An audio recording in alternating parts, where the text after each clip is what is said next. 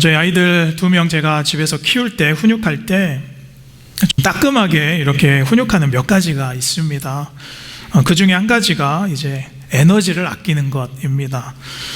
가령 에어컨을 방에 사람이 없는데 그냥 틀어놓고 있는다거나, 또 사람이 방에 없는데 그냥 불을 켜놓고 있는다거나, 또 선풍기 팬을 그냥 사람이 없는데 틀어놓고 있는다거나, 화장실에 불을 켜놓는다거나, 그러면 제가 좀 아이들을 일부러 불러서 호되게 좀 가르치는 편입니다.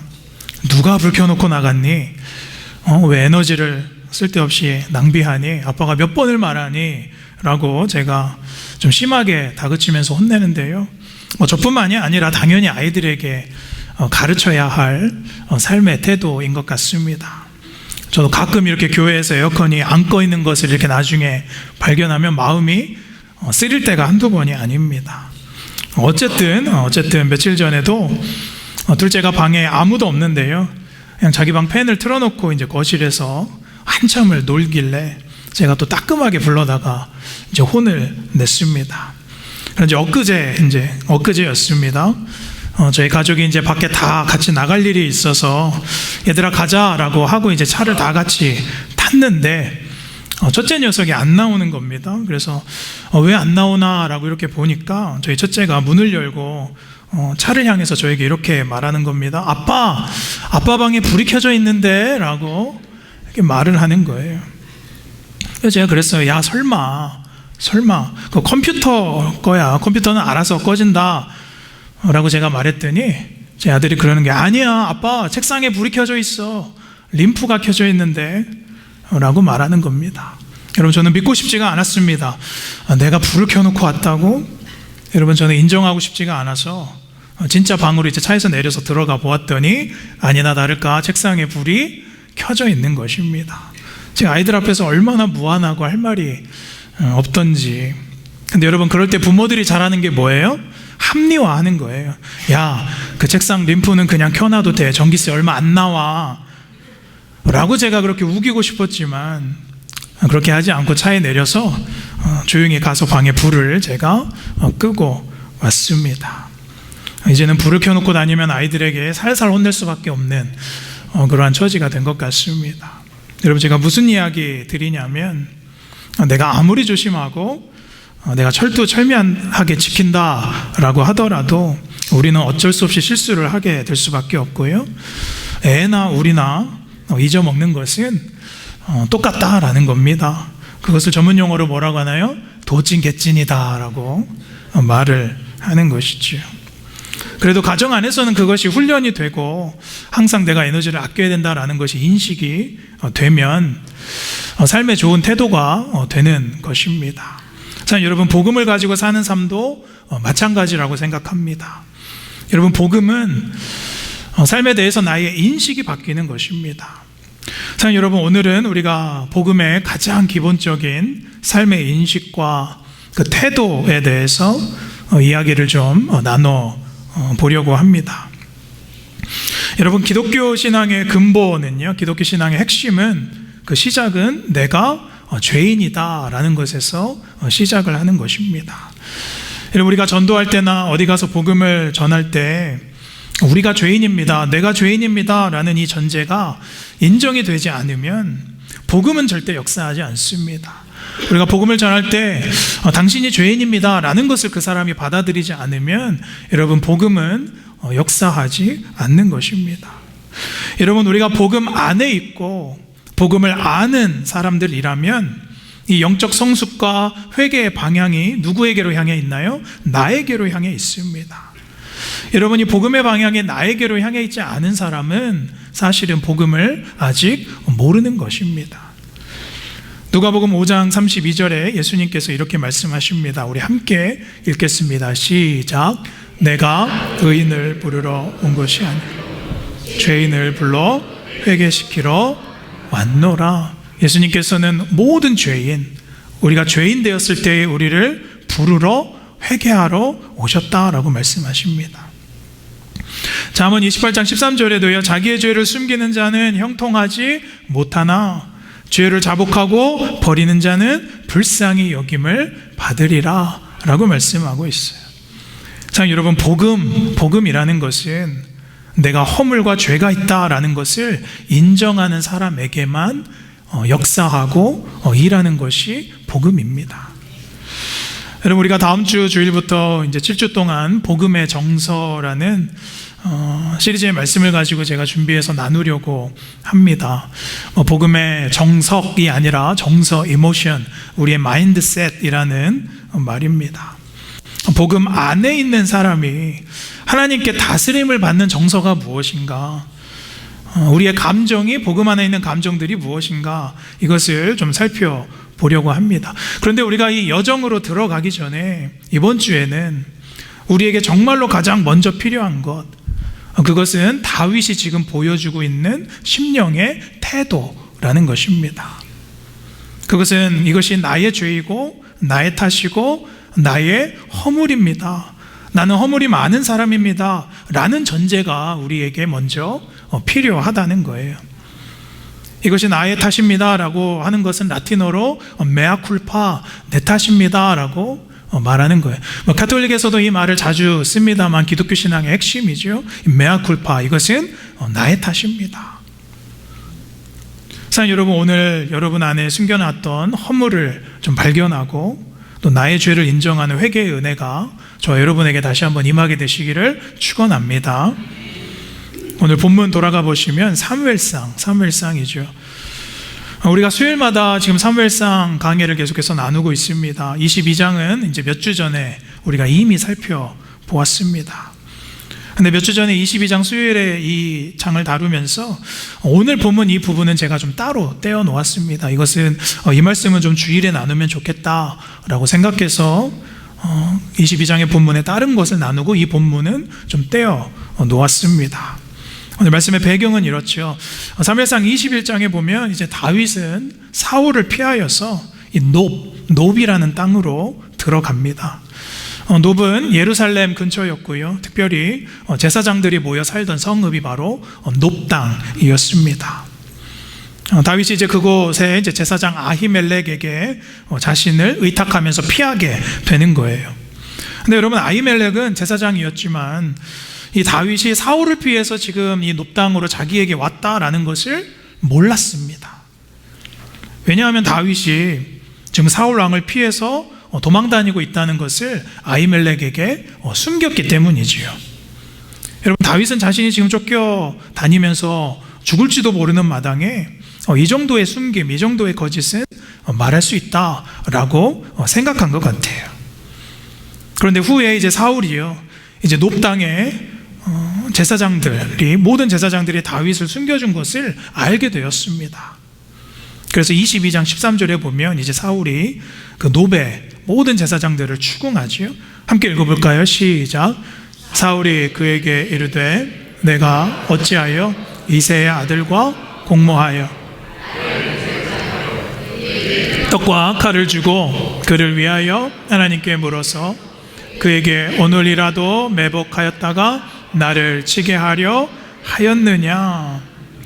어떻게 네가 다윗을 나 모르게 숨겨줄 수 있느냐라고 아히멜렉을 지금 사울이 추궁하고 있는 거예요. 그때 제사장 아히멜렉이 15절에 이렇게 말합니다. 저는 몰랐습니다, 왕이시여. 제가 왕과 다윗과의 관계를 몰랐을 뿐 아니라 다윗도 왕의 신하인데 그 신하를 도와주는 것은 제가 당연하게 하던 일이 아닙니까? 라고 말합니다. 여러분이 아히멜렉이 다윗과 사울의 관계를 몰랐던 것은 사실이에요. 그러자 사울이 뭐라고 말합니까? 오늘 본문 18절 우리 함께 읽겠습니다. 시작. 왕이 도액에게 이르되 너는 돌아가서 제사장들을 죽이라 하매 에돔 사람 도액이 돌아가서 제사장들을 쳐서 그날에 세마포 에봇 입은 자 85명을 죽였더라. 그 놉성읍에 있는 모든 제사장 85명들을 다 사륙한 거예요. 그리고 19절에 보면 제사장들뿐만 아니라 그 성읍에 있던 어린아이, 또 젖먹은 어린아이들, 또 과부들, 또 모든 사람들, 가축들을 다 학살을 해버립니다. 끔찍한 학살이 일어난 거예요. 여러분, 이 사건의 시작은요, 물론 다윗이 놉 땅으로 이제 제사장들에게 간 것으로부터 시작이 되었겠지요. 그러나 이 학살의 죄악은 누가 일으킨 겁니까? 사울이 일으킨 거예요. 여러분, 이것은 사울의 죄악입니다. 여러분, 사울이 하나님을 두려워했다면 어떻게 하나님의 제사장들을 다 죽일 수가 있었겠습니까? 제사장들은 못 건드리고 못 죽이지요. 그때 다윗이 이제 높당의 모든 제사장들과 모든 성읍의 사람들이 다 학살되었다라는 사실을 듣게 됩니다. 그리고 나서 22절에 이렇게 고백하죠. 우리 함께 22절 읽겠습니다. 시작. 다윗이 아비 아들에게 이르되 그날에 에돔 사람 도액이 거기 있기로 그가 반드시 사울에게 말할 줄을 내가 알았노라. 내 아버지의 집의 모든 사람 죽은 것이 나의 탓이로다.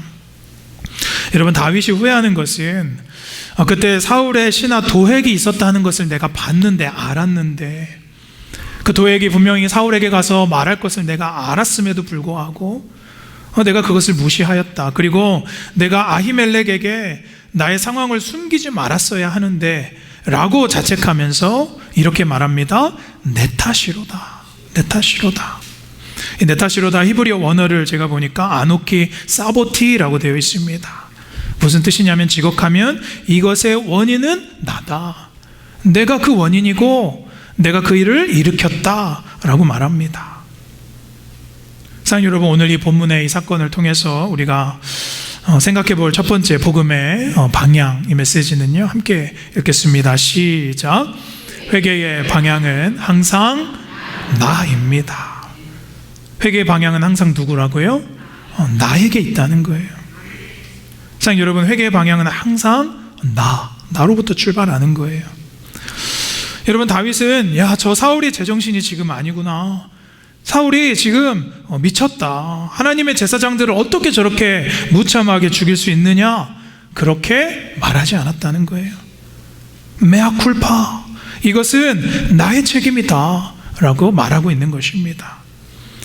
여러분, 제가 수요일에도 이 사무엘상 강해 나누면서 우리가 다윗에 대해서 계속해서 살펴보고 있습니다.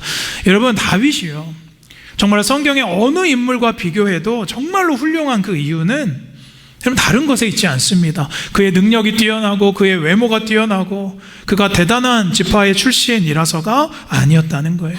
다윗이 정말로 뛰어난 이유는 마음의 태도가 항상 다르다는 거예요. 그 중에서 사무엘상 하나 시편 그의 기록된 말씀을 보면 사울의 믿음의 태도 중에서 항상 명확했던 거 한 가지는 무엇이냐면, 신앙의 방향이 항상 나를 향해 있다라는 거예요. 특별히 회개의 방향이요, 다윗은 항상 자신을 향해 있습니다. 여러분, 이것이 왜 성도에게 중요합니까? 이 회개의 방향이 나를 향해 있는 것이 왜 성도에게 중요합니까? 참, 여러분, 십자가의 사건은 나의 사건이기 때문인 것입니다. 이건 당연한 말이죠. 여러분, 가끔 성도님들이 말씀 듣고 나서 이제 식사할 때나 그럴 때 이런 말씀 하십니다. 목사님, 오늘 설교 은혜 많이 받았습니다. 참 감사한 말이에요. 근데 감사한 말 거기까지 참 좋은데 뒤에 가끔 이런 말을 붙일 때가 있어요. 그런데 목사님, 오늘 이 설교는 제 남편이 들었어야 되는 설교입니다. 그 사람이 들었어야 되는, 꼭 들었으면 하는 설교예요 라고 말씀하실 때가 있어요. 물론 설교를 나누시면 참 좋지요. 그러나 하나님의 말씀은 먼저 누구를 향해 있다고요? 나를 향해 있다는 거예요. 사랑하는 여러분이 하나님의 말씀을 나를 깨우치는 하나님의 음성으로 듣게 되시기를 축복합니다. 여러분, 말씀의 방향은 항상 나에게 있어요. 나를 먼저 통과하고 타인에게 나누는 것입니다. 여러분, 우리가 타인을 향해서 흔히 손가락질을 이렇게 한다고 하죠. 근데 여러분이 손가락질을 하면 이 2개의 손가락은 상대방을 향해 있고 나머지 3개의 손가락은 누구를 향해 있대요? 나를 향해 있다라고 말을 하지요. 참 일리가 있는 말 같아요. 여러분, 저는 매주 이 하나님의 말씀 준비하고 또 이 말씀의 원고를 항상 쓸 때마다 제가 항상 기억해야 되는 것은, 이 말씀은 나를 향한 말씀이다. 이 설교는 나를 먼저 통과해야 된다 라는 마음으로 항상 준비하고 이 자리에 가지고 나와요. 그리고 저도 그렇게 살지 못하는 거예요. 그래서 때로는 저도 성도님들에게 설교를 나누지만 내가 이렇게 살지 못하는 것에 대해서 몸부림을 치는 것입니다. 왜냐하면 이 복음은, 이 회개의 방향은 항상 나를 향해 있기 때문이에요. 여러분 이것을 절대로 잊으시면 안 돼요. 오늘 다윗처럼 이 일어난 근본 원인이 나 때문이다, 나의 탓이로다. 사랑하는 여러분, 이 말을 할 수 있으려면 정말로 큰 용기가 필요합니다. 특별히 오늘 다윗의 내 탓입니다 라고 말하는 이 신앙의 태도에는 두 가지의 성품이 필요해요. 첫 번째는 변명하지 않는 영성이 우리에게 필요합니다. 여러분, 다윗은 높당에서 일어났던 이 제사장들의 학살, 또 사울이 백성들의 이 죽이게 된 것을 보고 그 얘기를 듣고 변명하지 않았어요. 오히려 다윗은 가장 먼저 말하는 것이 내가 그 노부로 가지 말았어야 된다. 여러분, 우리는 잘 인정한다라고 하지만 사실 인정하는 것을 너무나도 힘들어합니다. 제가 가끔 이제 저희 사모하고 기회가 될 때 배드민턴을 이제 한 번씩 치는데요. 저희 사모가 철석같이 믿고 있는 것이 있어요. 그것은 무엇이냐면 저희 사모 자기가 저보다 배드민턴을 잘 친다라고 믿는 거예요. 여러분, 사모랑 저랑 배드민턴 치면 제대로 치면 누가 이길까요? 사모가 이긴다고 하시는 분은 뭐예요 또? 여러분, 제가 맘먹고 치면 왜 못 이기겠습니까? 근데 제가 몇 번 이렇게 일부러 져줬더니, 일부러 운동 좀 같이 데리고 해보려고 몇 번 져줬더니 진짜로 자기가 이긴다라고 생각하는 거예요. 근데 여러분, 운동 하나, 게임 하나 이렇게 져도 되게 억울해요. 그 게임 하나 지는 것 인정하는 거 되게 쉽지 않습니다. 그런데 사랑하는 여러분, 하나님 앞에 나의 완고함, 나의 교만함, 나의 견고함, 나의 잘못 인정하는 거 쉽지 않습니다. 그러나 나의 잘못을 인정하는 자들에게만 하나님의 복음의 은혜는 임하게 되는 줄로 믿습니다. 자, 두 번째, 이 다윗의 겸손한 성품, 우리가 필요한 태도는 뭐냐면 고통을 껴안는 사랑이 필요한 거예요. 우리가 나의 잘못을 내가 스스로 인정하기 위해서는 그 고통을 우리가 품는 그 사랑이 필요하다라는 거예요. 여러분, 내 탓입니다 라는 말이 쉽지 않습니다. 왜냐하면 우리가 그것을 말하는 순간 자존심도 상하고 나에게 그 책임을 져야 될 것들이 돌아와요. 또 내가 볼품없어지는 것도 싫은 거예요. 여러분, 당연히 나보다 타인 탓이다 라고 말하고 싶은 것이 우리 죄의 본성입니다. 그러나 예수님께서는 예수 믿는 자들이 제자가 평생 품어야 할 복음의 정수를 말씀하셨는데요, 우리가 다 외우는 말씀입니다. 마태복음 16장 24절 함께 읽겠습니다. 시작. 이에 예수께서 제자들에게 이르시되 누구든지 나를 따라오려거든 자기를 부인하고 자기 십자가를 지고 나를 따를 것이다. 여러분, 이 말씀 모르는 사람은 아무도 없어요. 여기에 자기를 부인하고 이 self denial이라고 하지요. 여러분, 이 자기 부인은 그냥 예수 믿을 때 내가 한번 나를 부인하는 것에 그치는 것이 아닙니다. 완료형이 아니라 이 self denial, 자기 부인은 계속 현재 진행형이라는 거예요. 매 순간, 매번 자기 자신을 의심해 보는 거예요. 내가 정말로 바른 신앙인가? 그래서 조한 칼빈은 이 자기 부인에 대한 이 말씀을 뭐라고 말하냐면 자기를 신뢰하는 것을 어떻게 하는 거예요? 완전히 포기하는 것이다. 사랑하는 여러분, 여러분은 여러분 스스로를 얼마나 믿으십니까? 여러분, 저는 저를 못 믿겠어요. 그러나 우리 안에 역사하시는 성령님을 저는 믿습니다. 내 안에 역사하시는 성령님을 믿어요. 오늘 이 아히멜렉의 아들만 이제 노베에서 살아남아서 다윗의 앞에 이제 헐레벌떡 옵니다. 여러분, 얼마나 그 삶이 안타깝고 비참했을까요? 비참히 죽었더니 아히멜렉의 아들 아비아달이 다윗에게 이제 와서 말하는 거예요. 다윗이시여, 어떡합니까? 제 아버지 그리고 제 가족, 자녀들, 성읍의 모든 친구들, 모든 사람들이 사울의 손에 싹 다 죽었습니다. 이제 우리가 어떻게 살아갑니까? 라고 말할 때 여러분, 다윗의 믿음을 보세요. 야, 그게 왜 내 탓이냐? 사울이 미쳤기 때문이 아니냐? 사울이 죽인 것이 아니냐? 라고 그렇게 말했다면, 사랑하는 여러분, 우리는 오늘 이 말씀 속에서 다윗을 찾을 일도 없어요. 우리가 이 다윗을 뭐하러 묵상하게 됩니까? 다윗은 바로 책임지며 말해요. 아비아달아, 미안하다. 다 내 탓이다. 내 탓이구나.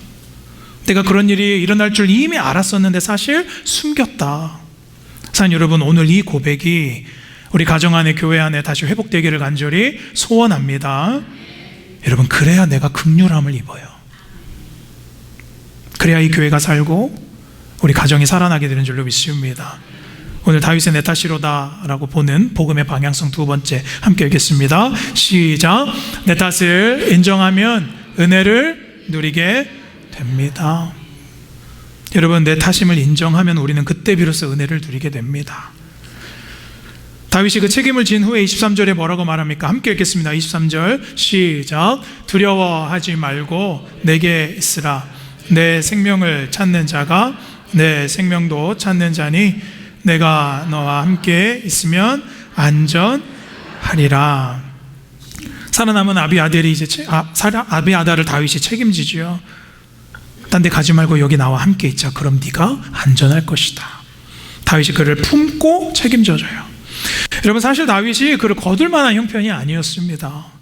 여러분, 사울의 압박이 더욱더 거세지는 상황이었고요, 지금 자기 목숨 하나 부지하는 것도 어려운 상황이에요. 그러나 23절에 뭐라고 말합니까? 나의 생명을 찾는 자가 내 생명도 찾는 자다. 이 뜻은 이제부터는 나의 생명이 너의 생명이다 라고 말하는 거예요. 내가 너를 책임지겠다. 여러분, 성도에게는 항상 책임이 필요합니다. 우리가 예수 믿으면서 보상도 바라고 복도 바라지만 책임을 지지 않으려는 신앙이 많습니다. 여러분, 교회에서도 마찬가지예요. 우리가 교회에서 여러 가지를 누리고는 싶지만, 서비스를 받고는 싶지만 내가 헌신과 봉사, 책임지고 싶지 않아 하는 것, 그것이 우리의 마음이에요. 그러나 여러분, 그것은 복음이 아닙니다. 여러분, 우리에게는 어떤 책임이 있습니까? 그것은 사랑을 이룰 책임이 있다라는 거예요. 여러분, 천국에서 하나님께서 우리를 보시고 판단하실 때 우리의 자녀를 어떻게 이 땅에서 키웠나, 어떤 자녀 만들었나, 또 내가 이 이민생을 어떤 환경 만들면서 살았나, 죄송하지만 하나님께서 그것에는 관심이 없으십니다. 하나님께서 관심 있으신 것은 내가 이 땅에서 마땅한 성도로서 어떤 책임을 지고 살았는가, 내가 어떤 사랑을 이루고 살았는가, 그것을 하나님께서 분명하게 보실 줄로 믿습니다. 하나님의 관심은 내가 회개하고 하나님의 사랑을 이루는 것에 관심이 있다는 거예요. 여러분, 다윗이 자신의 잘못을 먼저 인정하고 후에 아비아달을 책임지는 이 사랑을 지금 이루는데요, 그 사랑의 책임을 짓게 다윗에게 하나님께서 어떤 은혜를 이제 부어주셨냐면, 사무엘상 후에 이렇게 보시면 하나님께서 놀랍도록 은혜를 이제 다윗에게 부어주시기 시작하십니다. 다윗은 이제 후에 블레셋과의 전쟁 때문에 어려움을 당하게 됩니다. 그때 오늘 거뒀던 이 아비아달이 자신의 아버지의 제사장의 옷, 에봇을 이제 가져와서 다윗이 그 에봇 옷을 가지고 하나님께 기도하고 명확한 응답을 얻게 됩니다. 그래서 전쟁에서 승리하게 되고 또 형통하는 삶을 다윗이 살아가게 됩니다. 사랑하는 여러분, 책임을 지면 은혜가 임하게 되는 줄로 믿습니다. 우리 예수님께서도 책임을 지셨죠. 우리 이사야서 53장 6절 말씀 함께 읽겠습니다. 시작. 우리는 다 양 같아서 그릇 행하여 각기 제 길로 갔거늘 여호와께서는 우리의 모든 죄악을 그에게 담당시키셨도다. 여러분, 나의 죄를 담당해야 될 사람은 누군가요? 나입니다. 그러나 하나님께서는 우리의 죄를 누구에게? 예수께 전가시키셨다라는 거예요. 우리가 때로는 사랑을 이루는 것 담당 못하지만 예수님께 나의 죄를 담당시키는 것은 너무나도 쉽게 하는 거예요. 사실 여러분, 제가 이렇게 목회하면서 복받는 분들, 또 복받는 가정 이렇게 보면 다른 것이 아니라 그 십자가의 무게를 담당하는 분들이 복을 받게 되는 것입니다. 블레이즈 파스칼이라는 신학자는 이렇게 말합니다. 자신이 비참하다라는 것을 아는 것은 비참한 일이다. 그러나 자신이 비참하다라는 것을 아는 사람만큼 위대한 사람도 없다. 왜냐하면 이게 중요해요. 성도의 가장 큰 행복은 어디에서 와요? 회개에서 오기 때문이다. 사실 여러분, 우리가 세상에 행복 많지만 우리 영적 삶의 행복은 회개에서 오는 줄로 믿습니다. 여러분, 회개의 기쁨을 아셔야 돼요. 여러분, 교회에 하나님께서 부어주시는 가장 큰 은혜가 있다면 그것은 무엇일까요? 다른 것이 아니라 연합인 줄로 믿습니다. 사랑이 넘치는 관계예요. 여러분, 저는 저희 교회를 위해서 항상 기도할 때마다 하나님 부흥을 주십시오. 근데 이 숫자적인 부흥보다 하나님 관계의 행복의 부흥을 주십시오. 그리고 회개의 부흥을 주십시오. 사랑하는 여러분, 교회가 아무리 큰다 한들 하나됨이 없고 관계가 무너져 있으면 그것은 올바른 공동체가 아닙니다. 제가 이렇게 교회사를 공부해 보면요, 초대교회도 마찬가지고 역사적으로 부흥했던 교회들 빠지지 않는 한 가지 명확한 현상이 있는데, 그것은 어떤 것이냐면 성도들이 오늘 다윗의 이 말처럼 내 탓이요 라고 할 때 교회는 부흥했다라는 거예요. 우리 좌우 옆에 분에게 한번, 제가 평소에 이런 거 잘 안 하지만 함께 인사해 보겠습니다. 나의 탓입니다. 함께 인사하겠습니다. 나의 탓입니다. 제가 오늘 설교를 하면서 느낀 게 있는데, 나의 탓입니다 설교하니까 분위기가 진짜 무겁습니다. 지금 우리 한 번 더 합시다. 나의 탓입니다. 나의 탓입니다. 사랑하는 여러분, 나의 탓입니다 할 때 교회가 부흥되게 되어 있어요.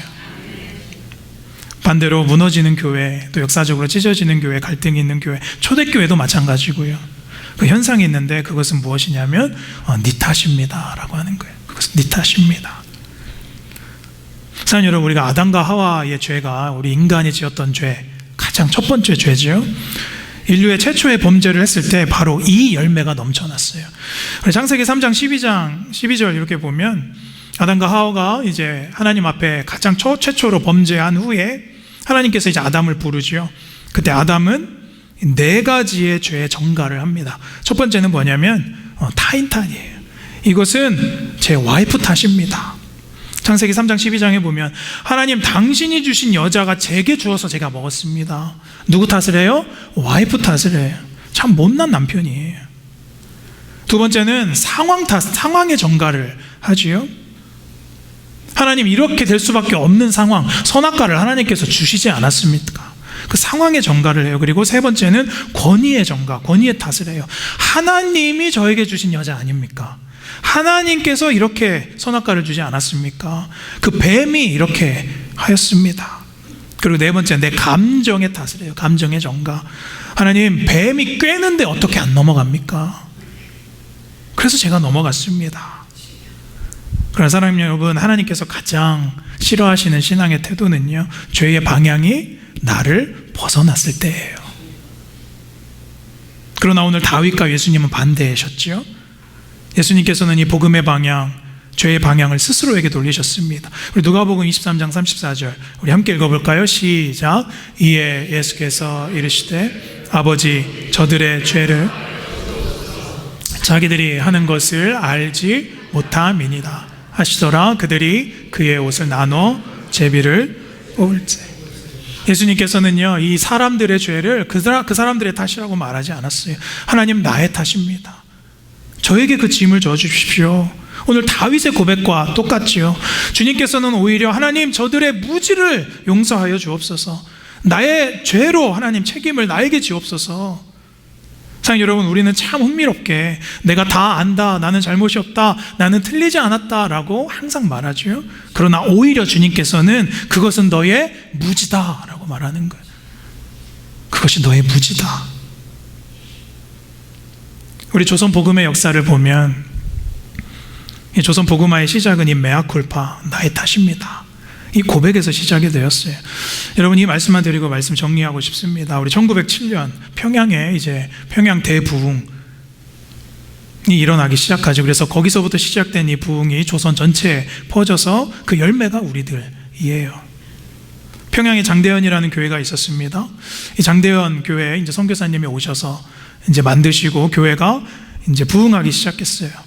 근데 사람들이 이제 많이 모이고 성장하는데 교회 내부는 엉망이었습니다. 교회에서 여전히 양반과 종의 계급이 이제 나눠져 있었고 갈라져 있었고, 여자들은 계속해서 교회 안에서도 하대받고, 이제 서로가 서로를 속이는 일들이 이제 비일비재하게 일어나고 있었어요. 그래서 이 장대현 교회에서 하루는 이제 저녁 집회를 하는데, 우리가 잘 알고 있는 이 장대현 교회의 길선주 목사님, 그때는 장로님이셨죠. 이 길선주라는 장로님께서 그 교회에서 이제 계셨어요. 저녁 집회를 이렇게 하는데 하나님께서 기선수 장로님 마음 안에 계속해서 성령께서 마음을 부어주시는데 어떤 말이냐면 네가 죄인이다 라는 거예요. 네가 죄인이다. 그 명확한 음성을 이제 기선수 장로님이 들으셨어요. 그래서 그 저녁에 이제 어찌할 수 없이 용기를 내어서 성도들 앞에서 일어나서 고백을 합니다. 제가 죄인입니다. 내가 나의 친구의 돈 100원을 숨겼습니다. 그래서 고백했어요. 내가 아간과 같은 죄인입니다. 여러분, 그 고백이 있자 성도들이 이 장로님을 질책하고 모함하는 것이 아니라 하나 둘씩 자기의 죄를 고백하면서 교회에서 일어나기 시작했어요. 사랑하는 여러분, 거기서 시작된 회개의 운동과 회개의 운동이 조선의 부흥을 이끌었는 줄로 믿습니다. 그 열매가 우리예요. 사랑하는 여러분, 하나님의 부흥은 나의 죄를 직면하고 나의 죄를 인정하는 일이 없으면 부흥이 일어나지 않습니다. 절대로 나는 변하지 않아요. 사랑하는 여러분, 저는 이 다윗의 마음, 이 다윗의 고백이 우리 교회 안에 일어나게 될 줄로 믿습니다. 여러분, 요즘 목회자가 이 회개와 죄를 설교하면 성도들 별로 좋아하지 않아요. 세상에서 사회생활, 이민생활을 또 팍팍하고 힘든데 교회에 가서까지 내가 죄인 소리 들어야 하나? 라는 마음이 들 수도 있어요. 그런데 사랑하는 여러분, 저도 사실 위로만 하고 천국의 문이 이렇게 낮습니다 라고 저도 이렇게 설교하고 싶지만 하나님의 말씀은 그렇지 않아요. 사랑하는 여러분, 천국 문은 절대로 낮지 않습니다. 우리가 생각하는 것만큼 낮지 않아요. 예수님께서 천국의 문은 뭐라 그랬어요? 좁은 문, 협착한 길이다 라고 했어요. 우리가 주일에 설교를 듣는 이유가 무엇입니까? 여러분, 설교학에서는 설교를 듣는 이유를 3가지를 말합니다. 첫 번째는 하나님 나라가 선포되는 거예요. 설교의 목적이에요. 두 번째는 그리스도께서 행하신 일을 우리가 알게 되는 거예요. 세 번째는 뭐예요? 읽어볼까요? 회개함에 이르는 것이다. 사랑하는 여러분, 우리가 이 3번째까지 나아가야 되는 줄로 믿습니다.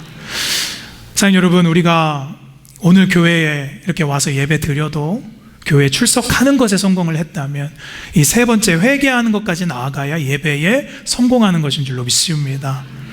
여러분, 저 목회를 하면서 이제 평생 설교를 하며 살아갈 텐데요, 제 설교의 목적은 항상 명확합니다.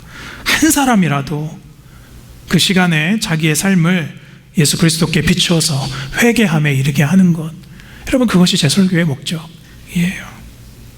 은혜 받았어요 라는 의미는 마음이 울리고 마음에 어떤 감동이 있고 참 오늘 얻어갈 지식이 있었다 라는 것이 아니라, 사랑하는 여러분, 은혜 받았다 라는 것은 무엇입니까?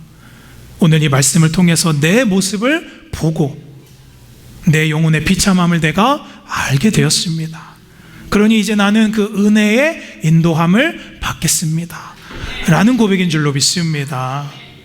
사랑하는 여러분, 오늘 그 고백이 이 자리에 한 사람이라도 일어난다면 여러분, 이 시간의 예배는 하나님께 드리는 성공의 예배인 줄로 믿습니다.